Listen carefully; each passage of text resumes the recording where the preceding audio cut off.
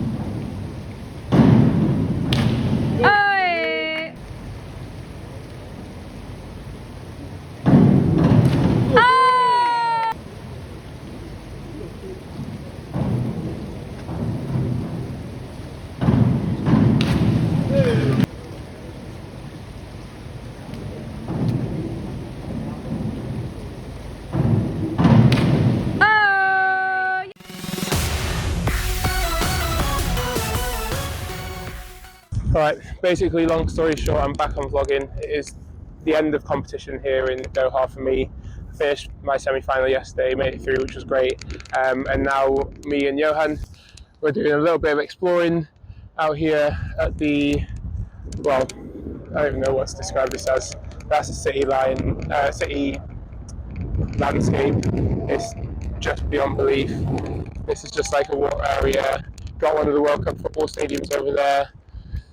Yeah, it's pretty mad here, but we've hired a couple of scooters and we are just about to go and just have a little ride around and see what we find on our day here in Doha.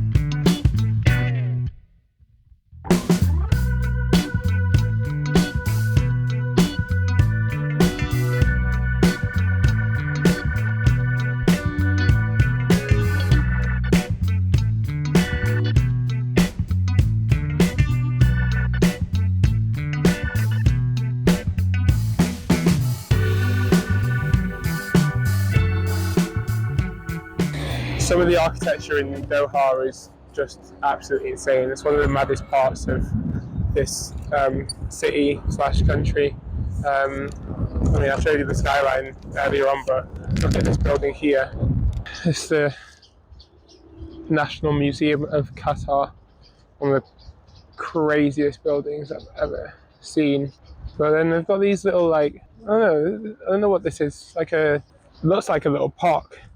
I mean, these are dhow boats, which is the old kind of wooden style boats that you see on the water out here in Qatar.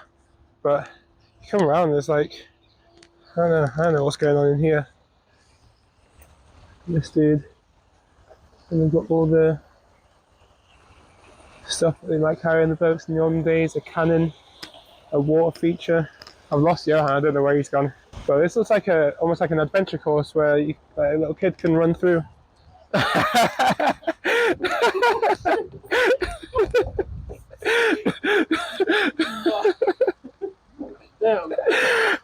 was that fun? That thing is dope, man. I was wondering where you went. Yeah, I disappeared. Let me. Should I don't know if I want to go in there. Embarrass myself. Yeah, hold this. Go on. I feel like a little. Why am I going that way? I don't want to go that way. All right. How do I stop? How do I stop? There's no way to stop. Oh Christ!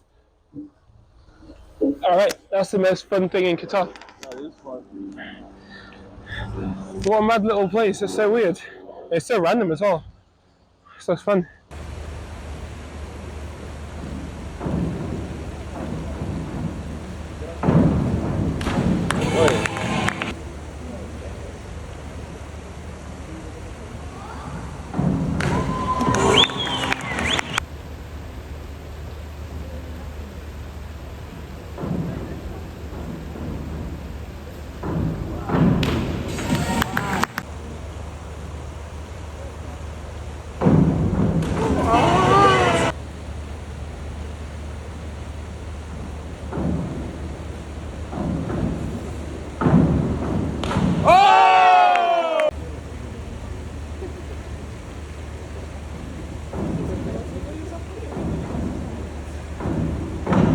He's about to hit.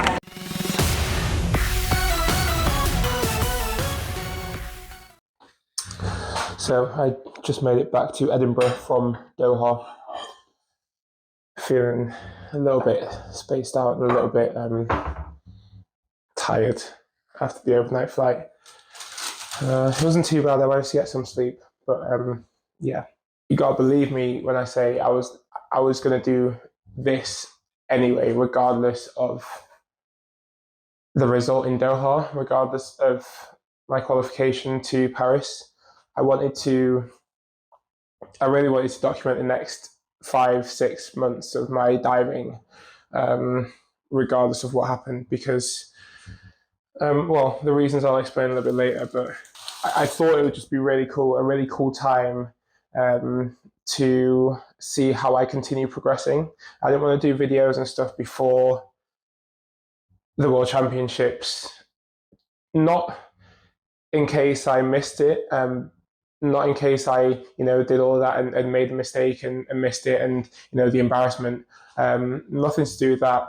It was more the fact that I just wanted to make sure I stayed as focused as possible. I didn't have anything on the side that could potentially distract me. I had kind of streamlined what I was doing with my life in general. I was just diving and coaching. I wasn't all the kind of quote unquote enterprise stuff that I've tried to do in the last couple of years. The studies that I've been doing, all of that was completely put to one side because I just wanted my pure focus, my pure energy to be on the Doha World Championships and trying to get the result that I could. And now that I've come away from it, I've got the result that I wanted. That's the great news. I've got the result. And now I can do this documentation that I was going to do anyway, but I have a nice cherry on the top of the cake, which is the Paris Olympics at the end of the year. Well, in the middle of the year. So that's really, really exciting. That's really, really cool. What I think I'm going to do, the way I think I'm going to do this is long form, hopefully on YouTube, where I can show you the behind the scenes of my training, what I get up to every single day in the gym, in the pool, also featuring my friends that I train alongside. I want to show you little bits of what I do outside of diving, maybe even a little bit with my coaching and the kids that I look after, that I coach every single day of the week. I think they would be really excited to be a part of this journey.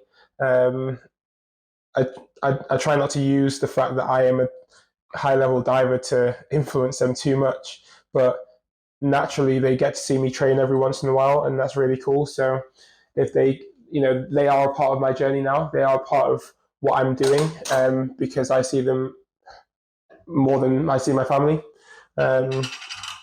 So I just want to show you all the elements of what I do around training normally, and of course into the build-up into Paris. I was also trying to think of why I didn't do this before. for my other games I went to, and I was literally just having a shower and thinking about it. And for Rio, I was actually scared that I would get my spot and then something might happen between the World Cup and the Olympics where I might get injured and might then not be able to compete. So then I didn't put anything to do with the Olympic Games in my social media.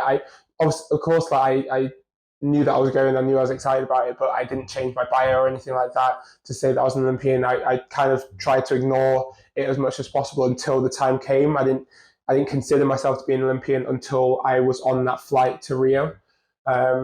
Actually, not even then, until I competed in the prelim, until I'd done my first dive. That's when it really hit me that I was an Olympian, not beforehand. So that's why I didn't really get involved in too much vlogging around then. I also didn't really know what it was at the time, to be honest. For Tokyo, the stress around COVID, similar kind of vibe. I was scared that I would get COVID between the World Cup and the Olympics, and I wouldn't be able to go to the Olympics. So once I qualified, my focus was just on training and staying away from everyone as much as possible and staying healthy and keeping those tests negative, because that would have been just the most awful thing to ever happen. This time around, it's very different. It's a little bit earlier on, the World Championships was, so there's a little bit more time. And I feel such little pressure because of everything that I've gone through with my knee over the last year. And, you know, I trust that I can do everything that I need to do to make sure that I actually do end up competing in the Olympics. I don't think anything will happen because I don't think I will allow it, and I'm not scared to say that. As I said, I would have done this anyway because I'm slowly reaching my peak, and the difficult thing with the Olympic qualification event is that it's one event, it's one competition, and that defines your year to a certain extent. So had I gone to Doha and not made the event, I still would have been training at the same level that I have been training at. I just wouldn't have then had the Olympics to look forward to. I still would have been improving, and you know, I've got World Cups and other events to do this year as well, in between now and the Games. But I'm still on the rehab journey from my knee, and I've come such a long way from 1 year ago when I was only just getting back in the water at this point to now where I'm actually appreciating the peak of my performance. And I was certain, I was so keen to get back to that 2022 kind of level by the end of this season, which is why I wanted to document it. And now, as I say, I've got another opportunity to do the Olympics. And if I could just align those two little things together, getting back to my peak and the Olympic Games together, that would be absolutely unreal. So that's the journey that I'm going on over the next 5 months. And I welcome you to join me on that journey, and plus beyond, honestly, beyond. There's going to be so much going on after the Games.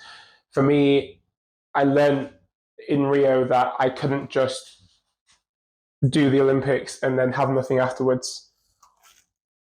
Sorry, just eating my breakfast. After Rio, I got back home and I had nothing to do, and it was the worst experience of my life.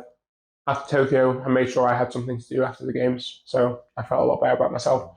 This time around, I want to do the same thing again. I need to make sure that I have something positive to do as soon as I get back from the Games, and that I will. I'm planning to do my Jamaica camp again straight away, hopefully after the Games. Go straight to Jamaica and run hopefully a 2-week camp and get more people in Jamaica and in the Caribbean interested and excited about diving. That's really, really important to me. So the Games, as I say, is just the cherry on top of the cake, but there's so much substance around it, which is going to be really valuable for me and hopefully for others listening and watching. And we can do this together. So I appreciate you taking a bit of time to watch this space. I'm going to try my best to keep these as frequent as possible. And thank you for the support that you've given me already if you've been on this journey. So peace out until the next one.